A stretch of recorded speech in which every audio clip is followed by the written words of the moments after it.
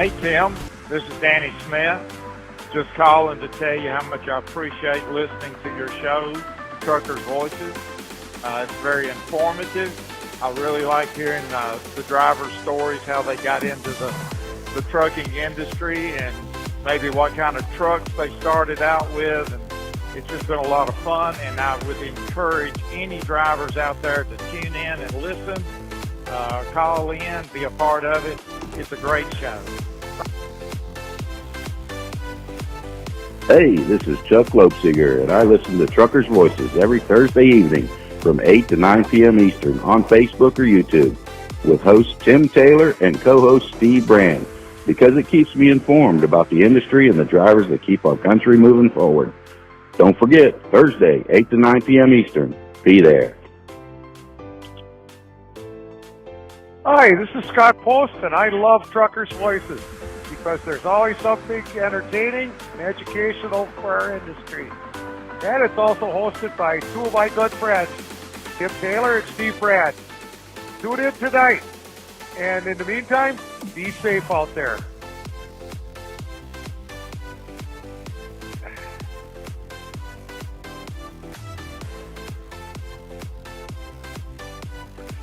Hey everybody, how you doing tonight? My name's Charlie Demchuk, and I'm here to welcome you to tonight's big show.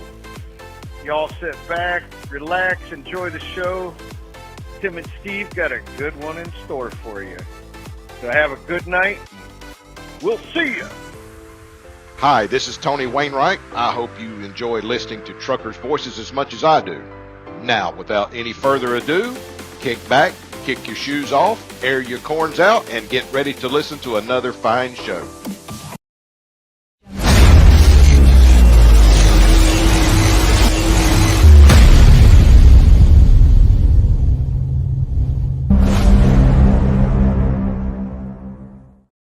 Well, good afternoon, everybody. Another fine Thursday evening here. I hope everybody had a great day of trucking out there. I know I did. I went over to my destination and got my loads swapped off to the other driver and got back safely. And that's the main thing that we want to do every day is, get back safely to our families. And I hope that's the same is true for you. You are a truck driver and you are making a difference out there on the nation's highways. As we say, you keep America moving forward. And the newest slogan that I've heard here lately is nothing without trucking. How true is that? We would have nothing without trucking. This microphone that I'm speaking into tonight, this computer I'm looking at, we would have nothing, virtually nothing if it wasn't trucking. I've never seen an airplane, fly into a Walmart parking lot or a sailboat go through a Walmart parking lot. So it's all delivered by a truck. If you got it, a truck brought it. So, hey, you're an important part of this industry right here. We got a great show lined up for you tonight. Miss Ellen Voie she's the founder of the Women in Trucking. We're going to find out about her role and women in trucking, and we also going to find out how she became a trucker. And there's a few other things that I found out about her that we're going to bring to the forefront of it tonight. But anyway, we got a good one lined up for you tonight. I do want to say, let me go ahead and get my banner up there, but I've got to go ahead and say this right here.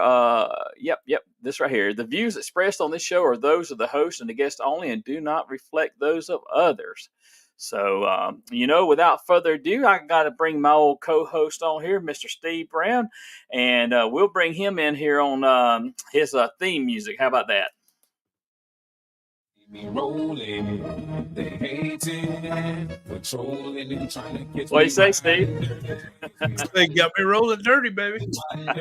You seen my truck, you know it's dirty. It is definitely dirty. But, I got you. How you doing, buddy? Everybody out there in podcast land doing all right, I hope. Man, I hope they are. Everybody got where they was going. Safe. How was your day of trucking today? It was good. I tell you what, man, like I said last week, you can tell schools are starting, people's going on vacation, trying to get that last minute vacation. And, man, everybody's in a hurry. So just be safe out there. Check twice before you change lanes. And then people sneak up on you in a heartbeat. But, and I had something happen today I want to put out there to folks. And I know most of the people listening is truckers, and they know this, but if you happen to have family members or whatever, listen. But anyway, anytime you see something on the side of the road, whether it's got a flashing light or not, and a big truck puts his turn signal on, please back out of it and let him over. Because I had a situation today. I mean, it worked out perfect. The car backed out of it, let me over. But there was a pickup truck pulling an enclosed trailer, blew a tire, knocked the fender off of it. The tire, the axles was actually sitting on the yellow line, and the fender was hanging out over the yellow line about 2 foot in the lane. Okay. So I got cut off by a big truck. I thought he was going to let me go, but the nice four-wheeler behind me. So just anytime y'all see something on the side of the road and a big truck puts a turn signal on, back out of it and give them a little freeway, because you never know, little leeway, I should say, on the freeway, because people could be walking around them vehicles. And I don't know if y'all realize it or not, but that's about 75, 80 foot of truck going down the road at 60, 65 mile an hour. I mean, that's all my truck can do is 65, but it's got that suction, and it could pull somebody out into the lane or something like that. I mean, just give them some room, please. Yeah, absolutely. We That's need my to. safety tip for the day. You better be thinking of another, because I'm going to ask you one at the end of the show too. So. Oh, I know. I got one saved up for that one. I got that motto I live by. So, but it's been a good time, been a good week, and Yeah. it's got a little cool up here, cooled down a little bit, but now the humidity's coming back in. So summer ain't over yet. I can't feel too sad for you about the humidity, because I deal with it down here quite often there. I understand, but it's hey, we got a great guest coming on. Let's don't waste time chatting with me. Yeah, we do have a great guest on. Tell me what you know about Ellen real quick. Like, I met Ellen at Matt's Mid-America Truck Show in 2017 when I was working that event, and really intrigued about women in trucking. And she started all that up and had a real nice conversation with her, and got to see her the next couple of years I worked the event. And like I told her in the pre-show there before we got started, me and my wife went down to the truck show last year. I didn't work it. And every time I seen her, she had a group of people around her, and I didn't want to interrupt or anything. But yeah, I'm real interested. Learned a little bit about her back then, but there's a lot more to learn right now. Yeah, I think our listening audience is really going to enjoy it. So let's bring Ellen on in here. We'll bring her in on her theme music. How about that? There we go. She didn't know she had theme music, but we got theme music for her.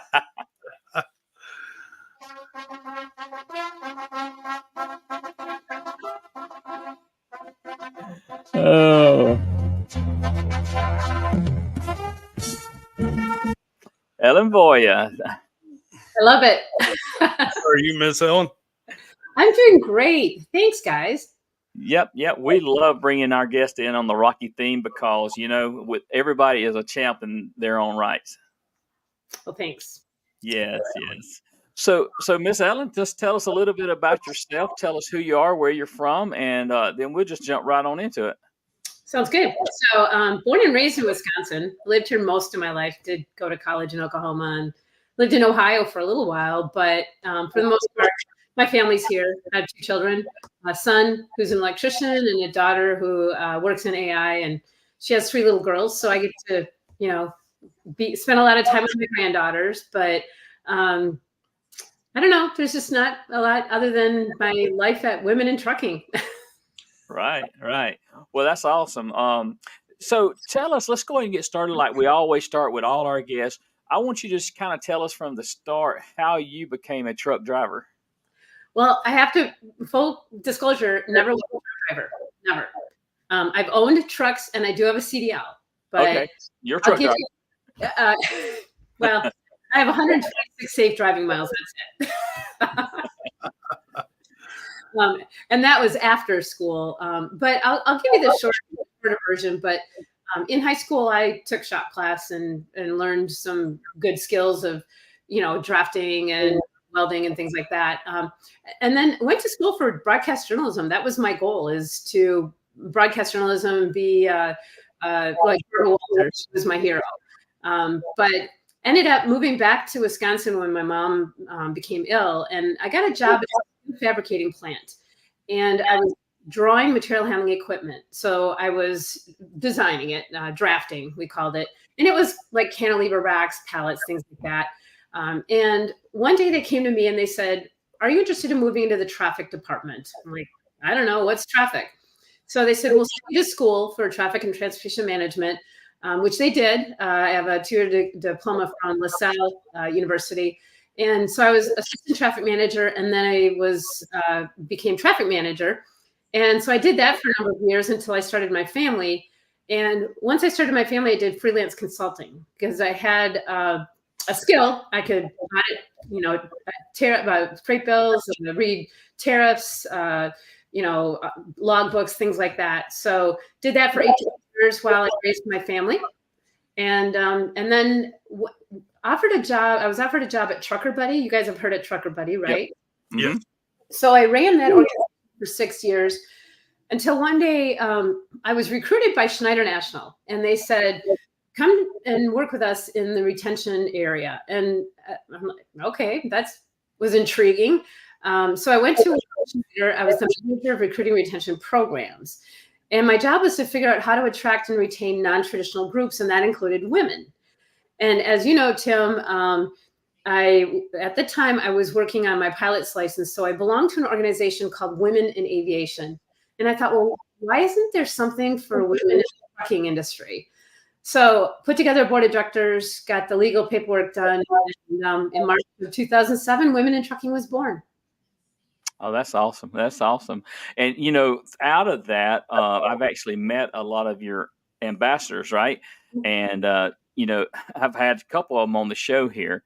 And it's just absolutely been great to interview some of the ladies from Women in Trucking. Now, give us a brief overview of what all Women in Trucking entails. So our mission is threefold: to encourage the employment of women in the industry, to address obstacles, and to celebrate success, which means sharing stories of pioneers. And our mission's never changed. So basically, it's giving women in the industry a voice. And when I say women in the industry, I mean women, whether they're drivers or diesel techs or safety directors or CEOs or in the boardroom. All our members are very diverse, and 15% of our members are men, and they join because they support our mission. So it's grown beyond my wildest dreams. Our first year in 2007, my goal was to hit 500 members, which we did. Last year, we exceeded over 8,000 members in 10 countries. That's awesome. Yeah, and I was noticing that you are a 501(c), and do you have scholarships over there at Women in Trucking also? Well, I need to say that the Women in Trucking Association is a dues-based organization, like TCA or ATA. Those OIDA. So it's a dues-based organization. So it's a C6, but we also have a scholarship foundation, which is run by a separate board of directors, separate executive director, and that is a C3 charitable organization. And yes, we give out scholarships, and we've given out over $300,000 in scholarships. Wow. And that's awesome. To women in 4 areas. In fact, it's open right now. So if anyone out there wants to apply, it's womenintruckingfoundation.org. But the scholarships are for CDL, of course, for safety, any kind of safety training, safety director or CDS. Also diesel techs. Boy, we love giving scholarships to diesel techs.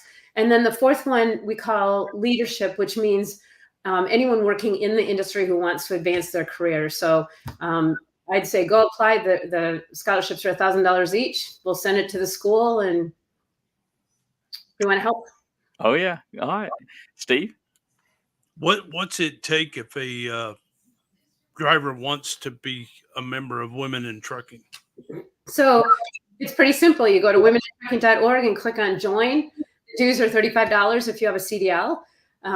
We have a publication. We have free webinars. We have discounts if you come to the conference, discounts on other items. We even have a social media platform that is for members only called the Engage platform. We have merchandise, you name it. Exactly. So tell us a little bit about the conference that you all have. I'm trying the name of it escapes me, but I think it comes up every year about this time. Accelerate, and it's in Ex- November. In Yes. November. Okay. All right. Tell us a little bit about that.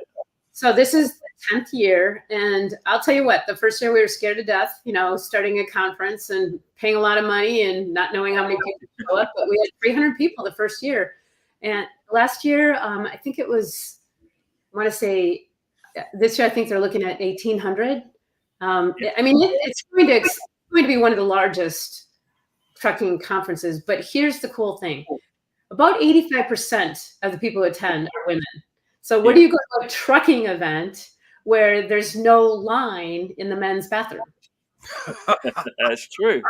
Hey, can I come next time? Absolutely. But everything at the conference, there's different tracks. There's a driver track, and then maybe a marketing track or CEO track, leadership. So you can choose which track, but then there's the general sessions and speakers. But every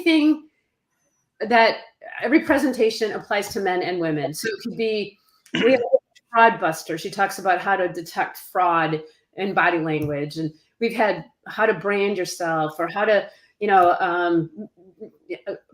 public speaking. I mean, it's anything to help your career, whether you're male or female. And I'll tell you what, the dance, you would never have trouble finding a female to dance with, because it's 85% females. Yeah.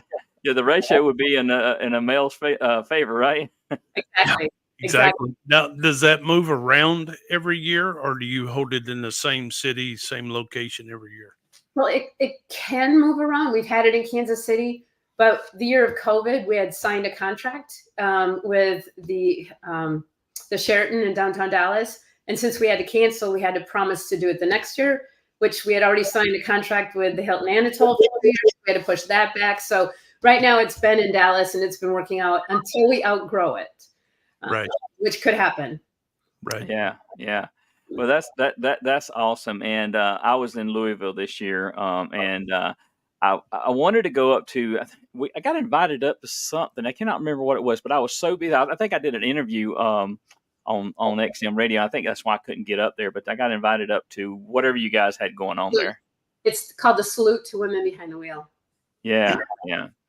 And speaking of that, I think some of your former, well, not former, I shouldn't say former, but women in trucking, or women of the year. One of our drivers was a driver of the year. Driver of the year. That's the same thing I just said. Yeah, yeah. Nikki was, and also, well, who was it this year? I'm trying to remember. Well, Candy was 2 years ago, and this year we actually had 3 because we really couldn't narrow them down. So it was Deb LeBrie, Jody Edwards, and Carmen Anderson. Okay, all right. And I've absolutely, I love Kaylee McCall and Kaylee Lynn McLaughlin. I've had them on the show before, and I absolutely got to go over and got to look in the truck this year. What's it, Whitney, right? Yes. And what an awesome piece of equipment to go around and highlight women in trucking. I mean, that is just an awesome rig that you guys have. You know, that was a dream. I mean, I said, I want some kind of mobile unit that can go to conferences or schools, or, and here's the cool thing. Being Women in Trucking is a nonprofit. So I went to Walmart and asked for a trailer, and they said, sure. ATS donated the very expensive simulator that's in there. I mean, just went and asked, would you donate this? Would you put this in the trailer? And everybody was like jumping on top, saying, how can we help? So it's an amazing, and the graphics on the side, isn't that beautiful? It is beautiful. It is very, very beautiful, very fitting, and it catches your eye. I mean, anywhere you go. I actually seen Susie Lyons. We had her on the show one night too. I seen a picture of her, and I'll segue with this. I seen a picture of her because she took a picture for the campaign that you all just had with I Heart Trucking. Yes, I Heart Trucking. Yep. And I went and I voted for Susie, but yeah, I seen it. Now, who actually? Tell us a little bit about that. I Heart Trucking. So that was sitting there, glass of wine with a friend of mine one night, and like what can we do? How do we promote these women? And I actually, I think at 2 a.m, I bought the URL, I Heart Trucking. And seriously, no good story ever starts with I was eating a salad, right? It was having a glass of wine. Anyway, so the I Heart Trucking contest was to highlight our members who are doing such amazing things. And every year there's a theme. And it's just so much fun to see. Boy, some of them really go out of their way and they get the whole team, and then we can use all these photos throughout the year in our magazine, in our advertising. And these are some amazing photos. And all it is bragging rights. There's no money. I mean, you don't get a cash prize or anything. Right. And I've seen it. Go ahead, Steve.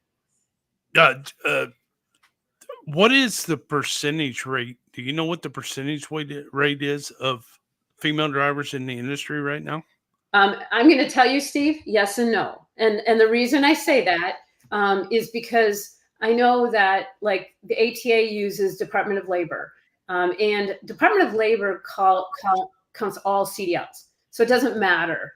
Right. And so about 6 years ago, we thought, well, how are we going to know if we're making a difference in the industry if we can't measure it? So the first couple of years we used National Transportation Institute. They do driver wages. And again, that's voluntary. And then one year we had FreightWaves do it. And I thought, well, we'll bring it in and we'll do it internally. So we've been tracking, but these are our members who are responding. So we're at about 12% over-the-road drivers. Okay. But I'm going to tell you, for our members. So obviously they're working hard to get more women. But we are working with Transportation Research Institute to get that real number. Do you know that that's one of the frustrations I've always had leading women, having data that I can share. And the FMCSA does not have accurate data. Do you know that your inspection reports, your roadside inspections, do not ask for gender? And neither do the PSP reports do not ask for gender? Really? So, and FMCSA only has been reported to them from the states for CDLs, and that's a voluntary program. So nobody really has an accurate number, and everybody measures it differently. So do you count all CDLs? Do you count commercial bus drivers? So I'm going to tell you, for women in trucking and our members, it's about 12%. Okay. Because I know in 2017 they was telling me it was about 4%. And then, I kept hearing it grow and and when I go out on these events for Share the Road, not only do I teach Share the Road, but we as captains, we talk about the industry, how to get in the industry. And I used to be over the road coast to coast years ago. Now I'm line the haul, and I try to keep up with the industry, and I try to tell these young folks what it's about, everything. And basically, and you know how the trucks are. The truck's got everything in it but a bathroom. And because of COVID, they've made arrangements with bathrooms, facilities, and I don't go into that, but I get some of the young ladies, and they're really inquisitive about it. And I try to tell them, and I said, the biggest thing I tell them is, don't ever let anybody tell you can't do something. That's right. You put your heart and your mind to it, go for it. Go for it. And just remember, failure is how we learn. So if you fail once or twice, don't worry about it. Get up, brush yourself off, keep doing it. But I just, I love telling those numbers because that shows the interest and involvement. And I've had a couple of the young girls, they've kind of pulled me to the side, and it's like question after question after question. I said, this is exciting. And then that leads into that 18 to 20-year-olds that they're trying to get, so we can get them out on the road. Because if I got a 16-year-old that's this interested, I don't want to lose him or her, you know? So, but they can always run intrastate loads. I mean, we have lots in Wisconsin. It's a good sized state. You can run intrastate. Right. And that's what I try to tell them. I said, do you know any farmers? And they got semis, start running grain, whatever, get your experience and stuff. But thank you for that. I appreciate that. And I'm glad you said that, Steve. And that kind of brings me to my next question for Ellen there. Ellen, speaking of women in trucking, I noticed that Kaylee McCall she took Whitney and she, took her down to Tallahassee one time, and she was talking to a group of Girl Scouts. And, is there a lot of groups of young ladies that you are trying to target like that? Can you talk about that a little bit? Absolutely. So a number of years ago, I found out that the Boy Scouts had a supply chain patch and the Girl Scouts didn't. So we contacted the Girl Scouts and created a patch. It's not a badge because it was done by the regional Greater Chicago, Northern Indiana region. But anyone in the country, or even in Canada, their Girl Guides can have an event. So we have the curriculum, we have the patches, and we even have an activity book that's called Scouting for Cookies. And the activity book talks about how the grain from the field goes to the bakery in a truck, bakery to packaging in a truck, packaging, the whole supply chain, and then who's the final mile? It's the Girl Scout. So it should be by now at least close to 2,000 little girls have earned that patch, the Women in Trucking Supply Chain patch. And I'm very proud of that, because when I see the patch on some little girl's, vest, Girl Scout vest, it's just melts my heart. Yeah, and you never know. That may be the next truck driver you see, or it may be the next CEO of a company that's running a trucking industry or anything within the transportation industry. So, hey, if we can get them young, that's what we got to do. And Steve and I, we've talked about this before, and we talked about the 18-year-olds being able to drive trucks. And actually, I'm absolutely for that, with the right training on the right settings to go interstate, but it's going to be the right candidate and the right person, the right training there. So let's just move on a little bit, and let's talk about a little bit about your life. And you said that you was a pilot, so let's talk about that a little bit. So one day when I sent my daughter off to college, my youngest, I was driving by the local airport and it said, "Learn to fly here." So I pulled in and I thought, okay, I don't do what every sign tells me to do, but I pulled in and took a discovery ride, and I was hooked. So I got my pilot's license. And as I was telling you before the show, I finally passed my check ride, my FAA check ride. You have to meet the practical test standards. Passed my check ride in October of 2008. And then in December of 2008 is when I went to Euclid, Tri-C in Cleveland, and passed my CDL. So I got my CDL in December, and then that might as well get a motorcycle license. And so I did that spring. And then, and you asked me about this earlier, but some friends of mine were going skydiving, and they invited me. And I'm like, okay, let's go do that. And it happened to be the year I turned 50. And my daughter she was just like, "Mom, are you dying?" She was so worried, like, "What are you doing?" And I'm like, it just happened to all fall in one year. But yeah, so I got my pilot's license and my CDL in 2008. And about 11 years ago, I bought a little Cessna Skyhawk, and it's a 4-seater, just a little, a Cessna is like a Chevy on a Sunday drive. It's a very reliable vehicle. People use it for training. And here in Wisconsin, we have what we call the Flying Hamburger Social on Wednesdays. So on Wednesday nights, little airports will host just a fly-in, and they have all this food. Maybe it goes to the Boy Scouts, maybe whatever. You just make a donation, and everyone just flies in, and you eat dinner and then fly home again.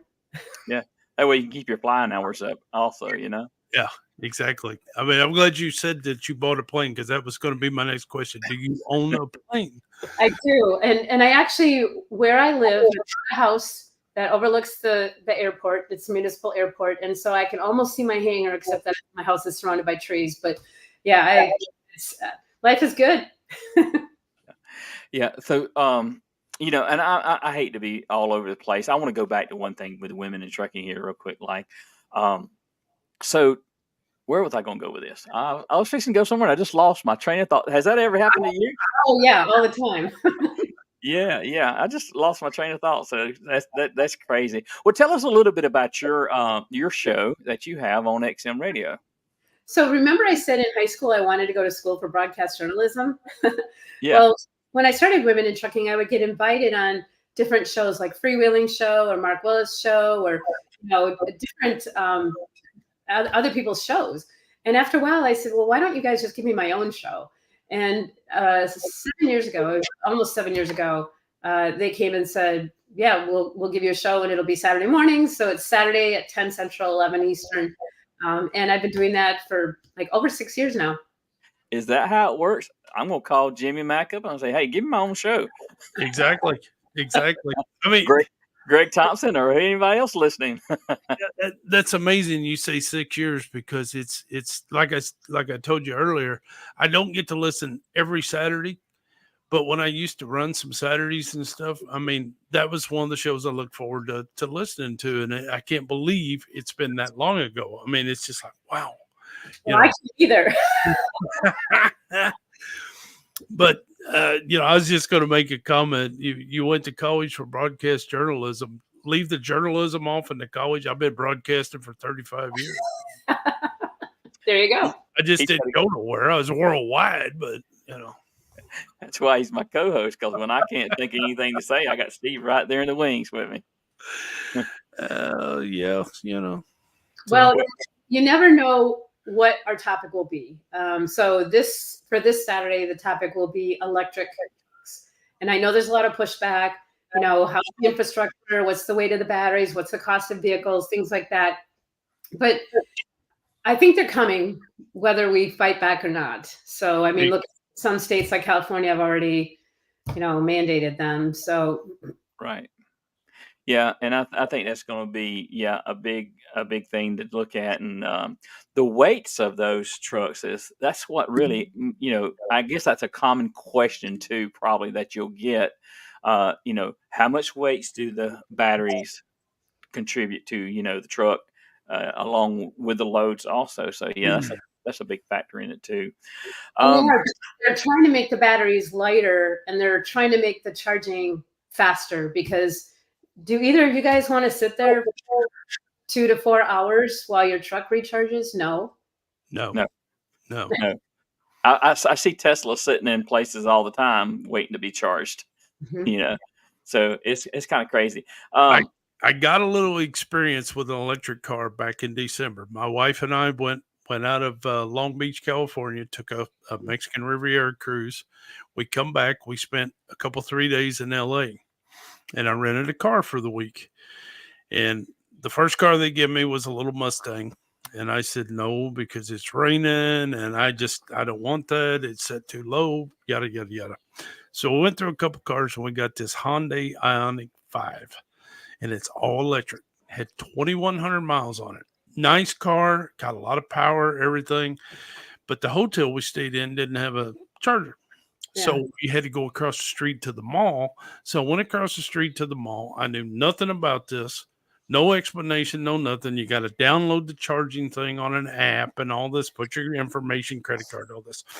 But what was funny was we went into the mall. We walked around for about 57 minutes. I got 40 miles for $1.27.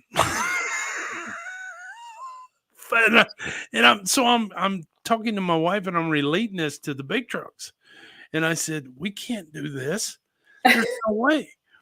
Well, then I learned that, they had fast chargers. Doing a little reading, they had fast chargers. Well, you had to find one. They're few and far between.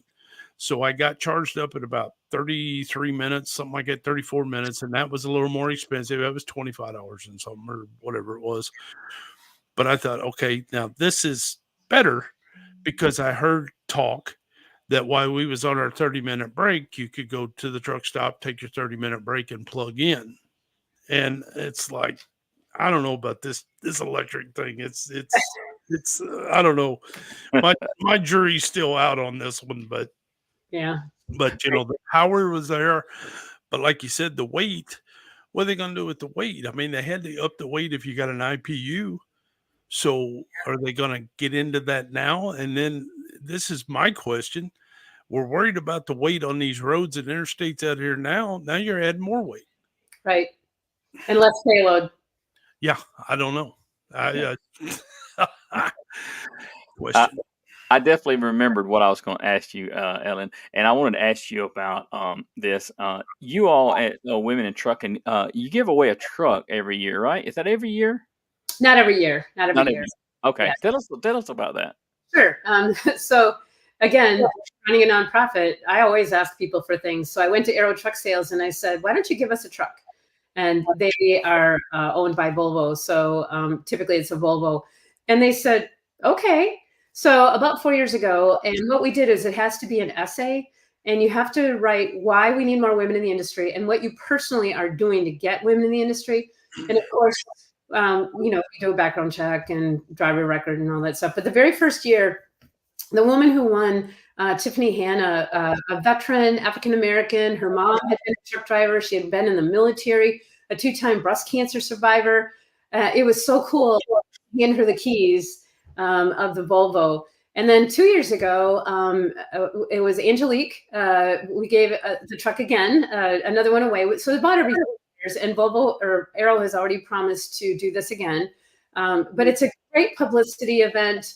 We love it because it really builds the excitement, especially when we do it at Mid-America.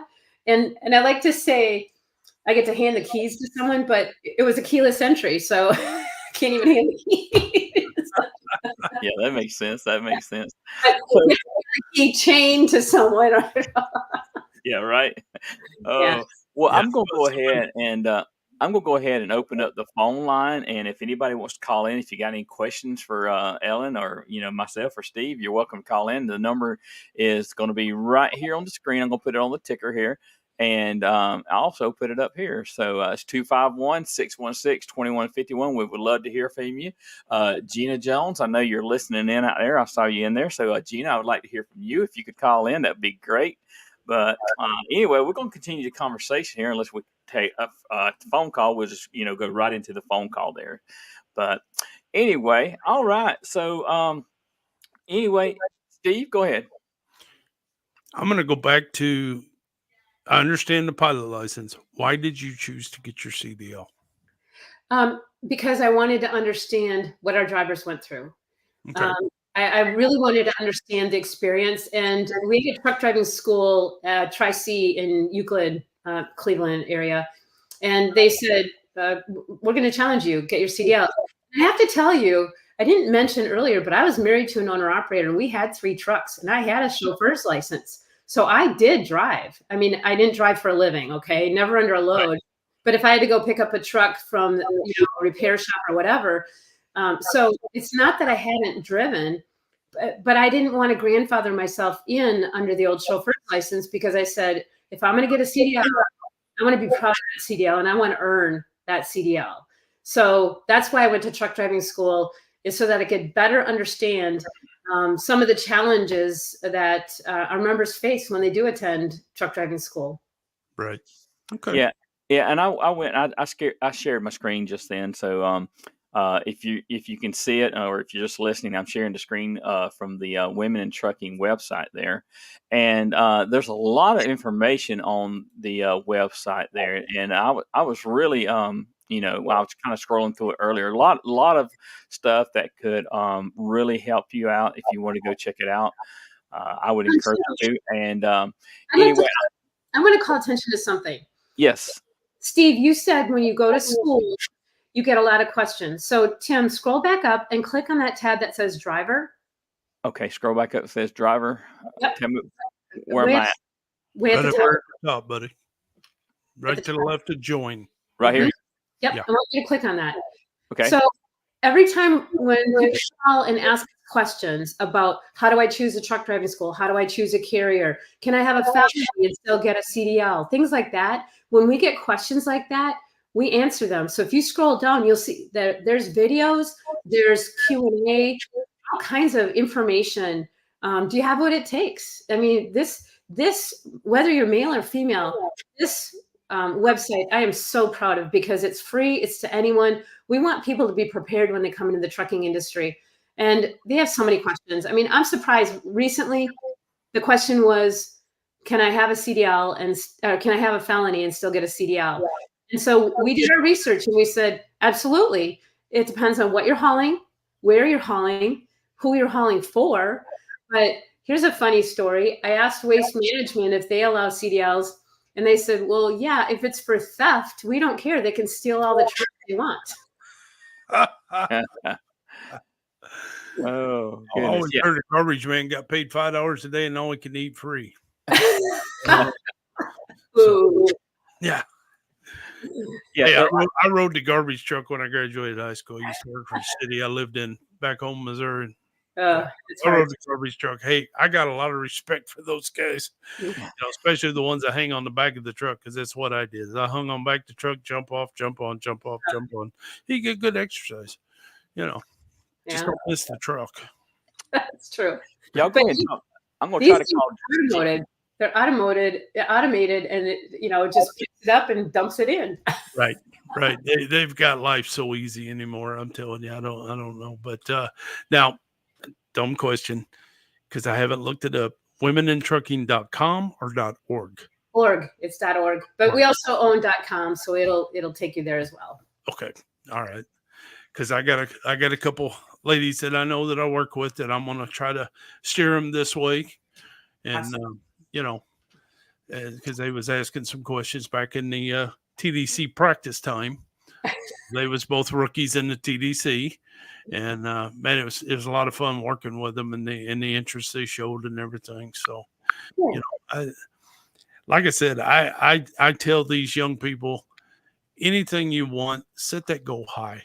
Set it high. People might look at it and who cares? Just put your best foot forward. If that's what you want, go for it. Hey, I'm going to go. Hey, Gina, are you there? Yes, I am. Hi. Oh, hey, can you hear her, Ellen? Hi, Ellen. Hi. This is Gina Jones. So I'm going to Gina wanted to call in and talk. So go ahead, Gina. Well, hi, Ellen. I just wanted to tell you how amazing you are for just letting women be able to do this and love what they love to do, and you supporting them all the way. Well, thank you. And kudos to what you do too. So congratulations to you. Thank you. The show's been awesome. I've been listening to it. And let's get more women out in the trucking industry. I totally agree. Yes. So I'm going to let you continue, and I just wanted to call and say hi to Steve and Tim and to you as well, Ellen, and keep doing what you're doing and just love listening to you. Thank you. Thanks. And I want to say to Gina and Steve, they're TA Citizen Award winners this year alongside with myself. And they are fixing to have their truck stop dedicated on September the 14th. And Gina, do you mind telling us where that's going to be at? Yes, it's in Tonopah, Arizona. Yeah. So right off the I-10 going west on your way to California. But well, Arizona. I had Gina and Steve on my show too. Remember? Sure. Yeah, I do remember. Yep. What you? Yeah, and we were on there with Tim as well. Well, right after us. So yeah, it's been amazing. It's been an amazing year, and ready to continue what's next for us. So thank you for everyone out there, all the drivers, and be safe. So Gina, are you driving now, or is Steve driving? Steve is, and we are in Arkansas heading back to Phoenix. Okay. All right. Well, tell Steve we say hello, and thanks for calling Truckers Voices. I will. Thank you, and have a great evening. Bye-bye. You too, Gina. Be careful.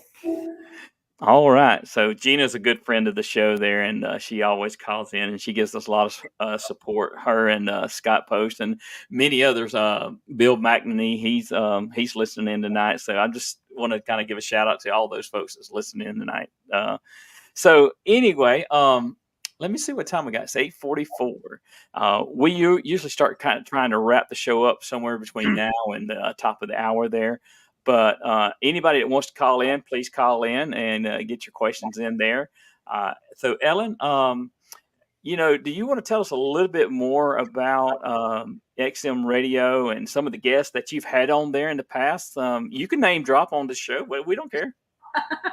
I'm going to tell you is that every week is different. It's always a different subject. Sometimes we'll have an author or authors on. Sometimes we'll have, a couple weeks ago, it was the foundation and scholarship recipients. But one of my most call-ins, and you guys are going to laugh at this, and I'm glad it's truckers listening, but drivers were calling in and they were talking, it was about restroom access, and drivers were calling in saying, well, should we empty the pee bottles in the grass? Should we empty them in the garbage, or should we take them in the truck stop and empty in the bathroom? And I said, boy, I don't know. Let me get Tia Petro on the show and answer your questions. And when I asked Tia Petro, they said, none of the above. We have restrooms. Oh my goodness. Oh yeah. Yeah. You never know what you're going to get and who's going to call in and what kind of question we're going to have, because we're on live format right here, right now. And Steve and I, we actually took one of those calls one night, and I cannot remember exactly what the guy said. Steve, do you remember? It was something to do with a pizza or something like that. I don't remember what it was now, but it was funny because we kind of blamed a little friend of ours, and it wasn't him. It sounded like him, and it wasn't him. So that's funny that you mentioned that show, because I think I was out running errands or something, and I had it on in my pickup, and I was listening to that show, and I'm like, oh no. And I'm thinking, come on, guys. Yeah. Be sanitary. You stop, dump it in the grass, throw the bottle in the trash. Don't. It really irritates me to go by these ramps, these get off and get on ramps, and see these bottles laying over. But come on, guys, please, and gals. Well, a few weeks ago, I had CVSA on for this week is brake safety week, brake check week, and so I had them on to talk about what they do the week that they set aside. And a driver called in and he was furious, and he said, so what, because they said, what do you look for? And they said, well, we look for violations, when we do the inspection. And, one of the most common violations, unfortunately, well, not wearing seatbelts, but also having alcohol in the truck. Mm-hmm. And a driver called in and he was furious. He said, you mean if I have a beer in my cooler that I'm going to drink that night when I stop, you're going to write me up? And they said, yes, because you can't have beer in the truck. And he was furious. And the poor guy from CVSA doesn't make the rules. That's an FMCSA rule. So I think a lot of misconceptions out there are when people don't understand who's making the rule and who's enforcing the rule. And I think, we really need to make that clear, that if you have a problem with a regulation or, a law, you need to contact your legislators and express your opinion to them, not the people who are enforcing them. Right. Absolutely. And the best advice that you can give anybody, I don't care if it's a 4-wheeler, a 6-wheeler, a 18-wheeler, or even a 2-wheeler, the first 15 seconds of that stop is going to set the precedence for that stop. Right. Your attitude in the first 15 seconds.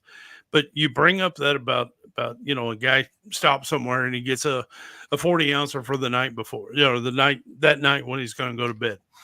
Okay. Back in the 90s, the early 90s, I don't remember which truck stop it was. It might have been the Flying J's. They wouldn't sell you alcohol if you had a CDL. Well, they didn't want that responsibility that if you carried it out to the truck and you drank 2 or 3 beers, 4 beers, and then took off out of the truck stop, because they don't know what you're doing. They have no idea. You buy a beer, maybe you're going to bed for 10 hours, maybe you're there for 34, maybe you're going to drink it and go down the road. I don't know.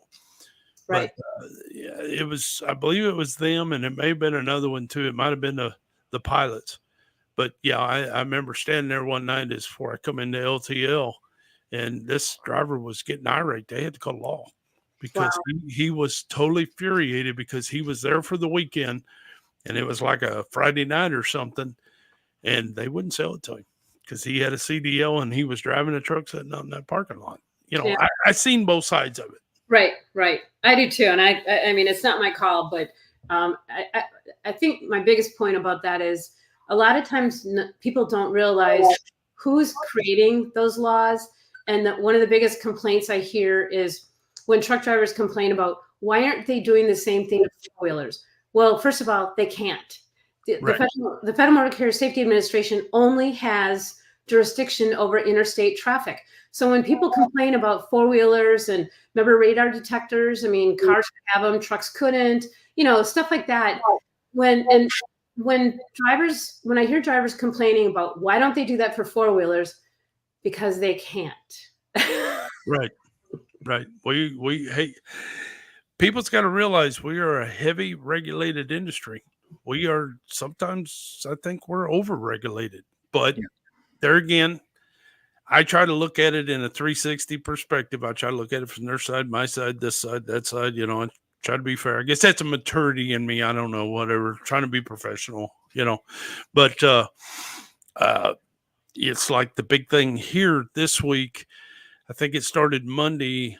The people of the great state of Ohio legalized recreational marijuana. And they've opened up the dispensaries, and of course, they got rules and regulations and everything. And I just heard tonight watching the news, the big thing is smoking and going down the highway. It's not a cigarette, boys. It's not a cigarette. They're going to stop you. And the big question in this industry, because that's on the do not do list. Right. When you take a urine test, that's on the do not list. So don't think you're going to do it on your 34-hour restart, come back to work on whatever day, and you get popped for a random, you pop negative, positive, yep.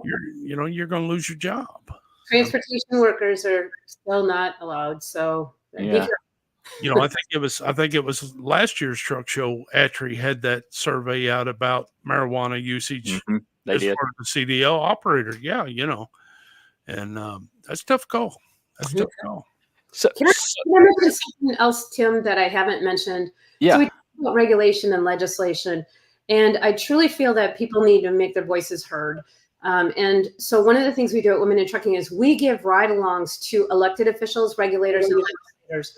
So we've given ride-alongs to senators, Congress people, Secretary of Transportation, the MCSA administrators, a number of them. Robin Hutchinson, we just gave her a ride when she was still acting administrator. And of course, the media rides. But a lot of these elected officials don't know what a driver's life is like. And so we want to give them a little taste. It might only be a day or two, but it's so important for us at Women in Trucking to get them in the truck, ride with a driver alone. I don't go with them. I may follow in a vehicle or depending on where they're going, but we want them to ask questions. And you would not believe the questions they ask. Our congressman didn't know what a wayside scale was. Right. And we had a senator, we had a driver who had a government truck, and they were on a 4-lane highway. And he looked at her and he said, "You can speed up now." And she said, "No, I can't." No, I can't. This is it. Sorry. Yeah. And you're right. If some of the people that are making regulations for us and that's implementing these regulations, they absolutely need to get in to see the truck and ride along and actually see how these regulations affect the truck driver. They absolutely do.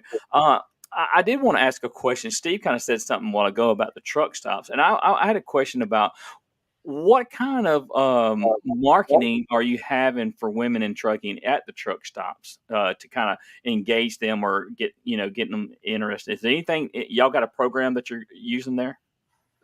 We actually work very closely with, especially TA Petro. They've been really wonderful, and they will actually ask our members questions. Like, we've done surveys like, how do you feel about paid parking? And I'm going to tell you a quick success story, which I love.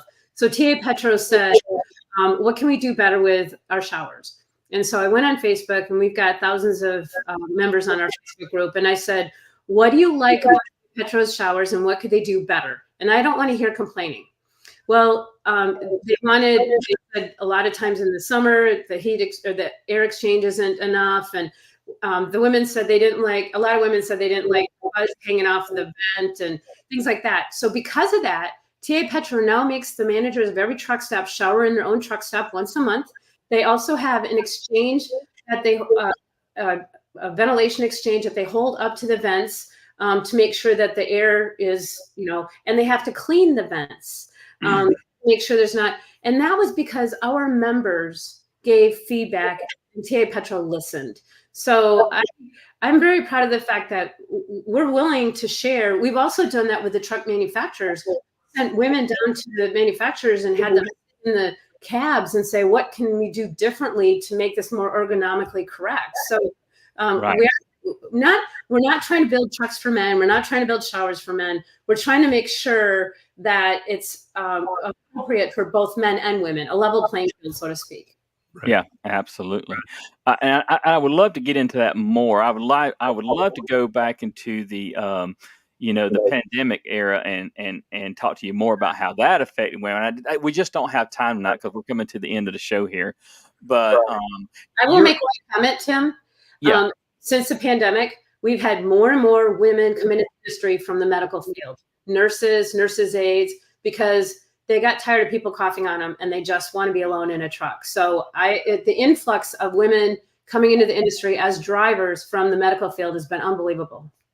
And of our industry, reiterate that again. What percentage is of women now?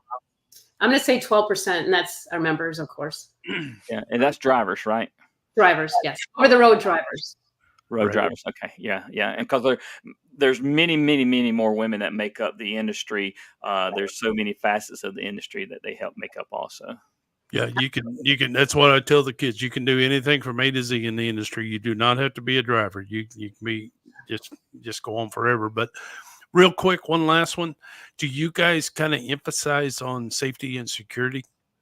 Absolutely. We actually have a professional come in to our events, Debbie Gardner with Survive Institute, and teach self-defense. But we also call it self-esteem because it's walking with a purpose. It's walking, don't slump, don't be reading your phone, things like that. So we have a lot of instruction on self-defense and keeping yourself safe, meaning don't walk between the trucks, don't park in the back, stuff like that. Yeah. You just reminded me of something that Kaylee McCall told us on the show one night. And I asked her, I said, do you ever catch any grief at the truck stops from the guys? And she said, I do not make myself look approachable. And and she is only what 5 foot? 5 foot, 90 pounds. Yeah. Right. She was awesome to have on the show. Yeah. She was awesome. But and that's a piece of advice from me to all the listeners out here, drivers. You see even a male driver walk in the buddy system, walk in the truck stop. I don't patronize the truck stops no more, except for the one I go to every day and do a meet and turn. I'm very fortunate, but help each other out here.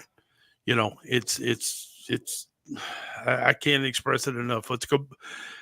I started driving in 1989, and the camaraderie out here was pretty awesome. And every year it gets worse and worse and worse. And we need to get back to that buddy system, that brotherhood, that sisterhood.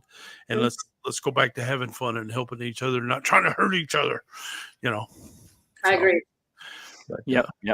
Well, Steve, it is 8:58, so I think we probably ought to start post-tripping the show. What do you think? I think you're onto a good point there. Miss Ellen, we always end the show with a word of advice and safety to our listening audience. So we'll start out with you, and then we'll let Steve, and then we'll close the show out, okay? Well, I love what Steve said about you can do it. But my word of advice to any women wanting to enter the trucking industry is, first of all, you need a thick skin. And secondly, once you prove yourself, you will get that acceptance from the guys. But you need to show that you are walking the walk. Absolutely. Well, thank you again for coming on and sharing, and we thank you for the vital role that you have played in the trucking industry. And you know what? We're just going to continue to look for that number of women to keep increasing in our trucking industry, because I know some of the guys probably won't agree with me, but statistics bear it out that women are better drivers than us. Safer. Safer. That's a good word for it. They have more patience than we do. The term is risk averse. Women are more risk averse. Gotcha. Good. I'm gonna remember that. Risk averse. All right. I better write that down because I'll forget it as soon as I hang up here. It's all right. I call it an age thing. It's like. But Steve, go ahead. Miss Ellen, thank you very much. Appreciate all your information. You are welcome back anytime. Call either one of us. Say, hey, I want to come back on the show. I found out something. I got to talk something. But thank you very much. Everybody out there, thank y'all for listening. And like I always say, remember, the most important trip is a trip home. All right, panel. So y'all just hang on until we close the show out, and I'll talk to you on the other side of it. But we want to thank all our listening audience for coming on and listening to Truckers' Voices. And y'all remember, tomorrow's Friday. There's going to be more traffic on the highway. People are going to be getting to their destination, doing whatever they're doing for the weekend. And it is our job to look out for those who aren't looking out for themselves. Got a good show coming up next week on Truckers' Voices. We'll see you then.